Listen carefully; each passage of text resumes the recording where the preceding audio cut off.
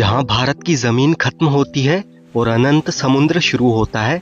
स्वागत है आपका कन्याकुमारी में। भारत का वो पॉइंट जहां बंगाल की खाड़ी, बे ऑफ बंगाल, हिंद महासागर, इंडियन ओशियन और अरब सागर, अरेबियन सी आपस में मिलते हैं। भारत के शुरुआती छोर पर कश्मीर की सुंदर वादियां है, तो वहीं दक्षिणी छोर पर स्थित कन्याकुमारी भारत का लास्ट पॉइंट है। जब बात कश्मीर से लेकर कन्याकुमारी की आती है, तो कन्याकुमारी भी घूमने लायक प्लेसेस में से कम नहीं है। यहाँ की पॉपुलर टूरिस्ट प्लेसेस उभर कर सामने आती है, जिनमें स्वामी विवेकानंद जी का ऐतिहासिक rock memorial, glass bridge, Triveni Samudra Sangam, यहाँ के सनराइज और sunset view points, view tower, Devi Kanyakumari temple, Padmanabhapuram palace most famous tourist places है। यहाँ का क्रिस्टल पानी, यहाँ के भव्य टेम्पल्स कन्याकुमारी की जर्नी को और भी इंटरेस्टिंग बनाते हैं। कन्याकुमारी में आने के लिए ट्रेन से आना सबसे कन्वीनियंट ऑप्शन रहता है। आप अपने शहर से डायरेक्ट कन्याकुमारी तक आ सकते हैं और रोड के थ्रू भी यहाँ पर आसानी से पहुँचा जा सकता है। चेन्नई, मदुरई, त्रिपल्ली, त्रिवेंद्रम, रामेश्वरम जैसी प्लेसेस से यहाँ के लिए सीधी बस की सुविधा भी मिल जाती है। बाय फ्लाइट कन्याकुमारी तक आने के लिए आपको तिरुवनंतपुरम एयरपोर्ट तक आ जाना होगा।